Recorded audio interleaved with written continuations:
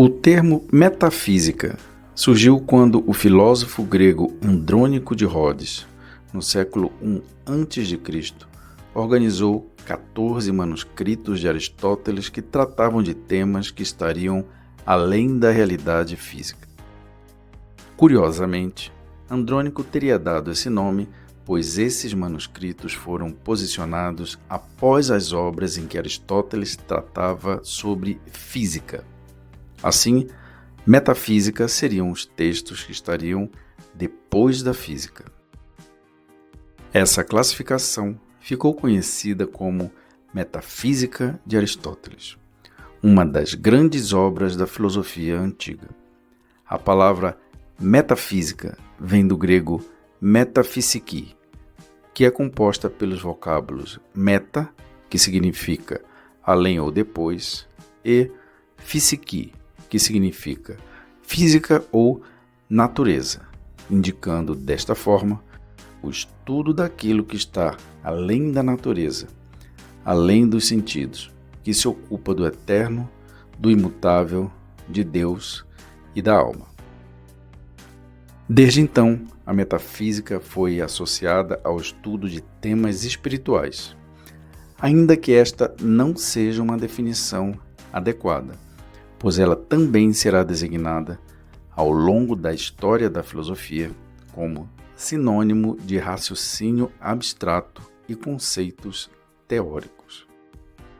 Sou Alfredo Carneiro, professor de filosofia e editor do site netmundi.org, voltado para a divulgação de arte, cultura e filosofia.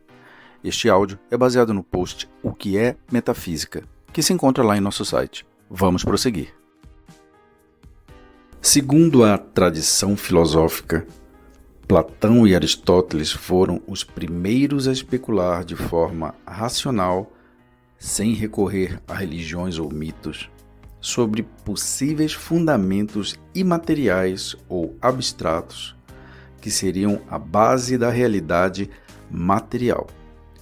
Foram eles que iniciaram os questionamentos que hoje conhecemos como metafísica, apesar de nunca terem utilizado esse termo, criado mais tarde por Andrônico. Platão buscou demonstrar que a realidade na qual vivemos é apenas sombra de uma realidade transcendental e perfeita, conforme surge de forma poética e simbólica no mito da caverna e por toda a sua obra.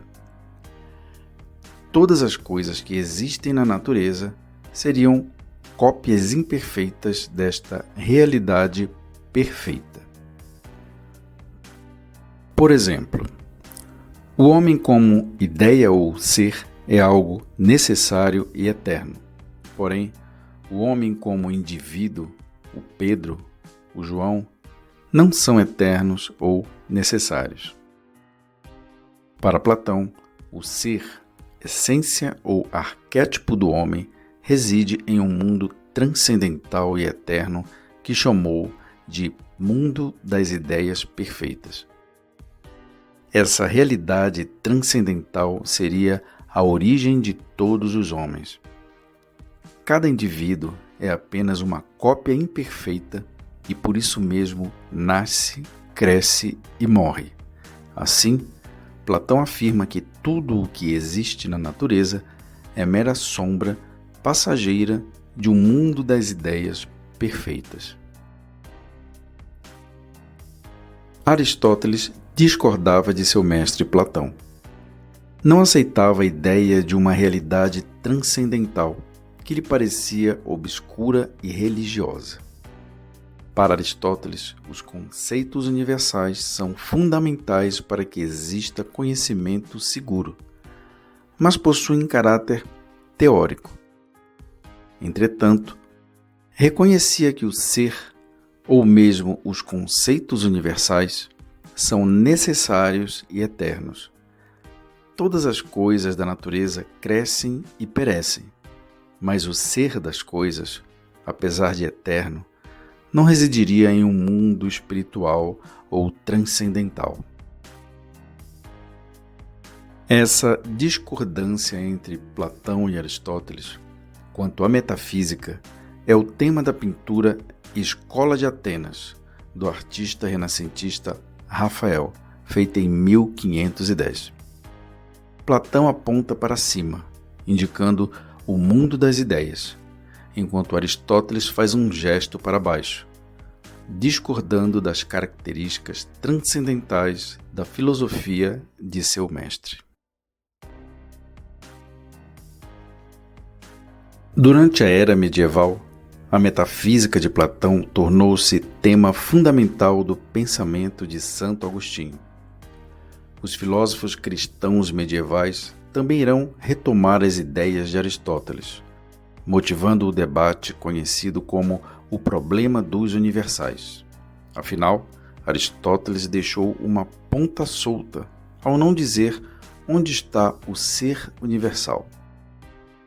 São Tomás de Aquino foi um dos grandes representantes da escolástica, uma filosofia e método de ensino que tentava conciliar a fé cristã com a metafísica de Aristóteles.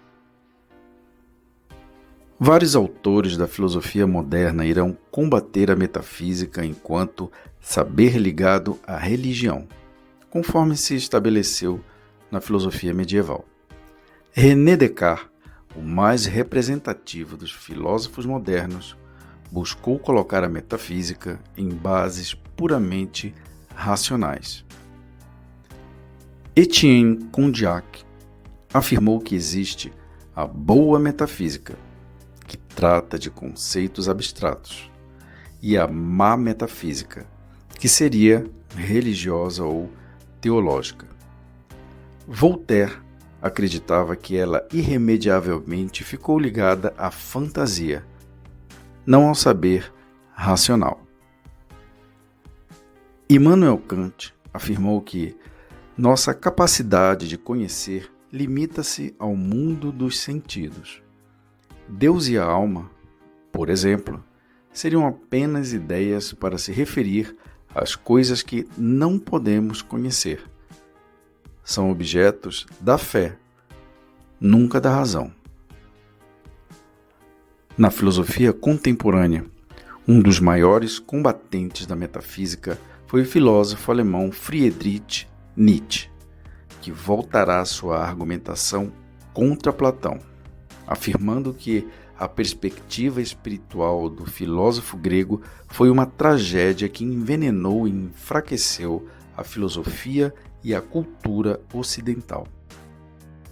Para Nietzsche, a metafísica mantém o pensamento filosófico voltado para o nada, o vazio. Assim, o homem ficou observando fantasias, como a galinha hipnotizada pelo giz, conforme escreveu em Assim Falava Zaratustra. Apesar dos ataques que a metafísica sofreu, o próprio Immanuel Kant, um dos seus maiores críticos, admite que o homem tem impulso natural para a metafísica, afirmando que, mesmo que todas as ciências fossem tragadas pela barbárie, a metafísica seria a única que sobreviveria.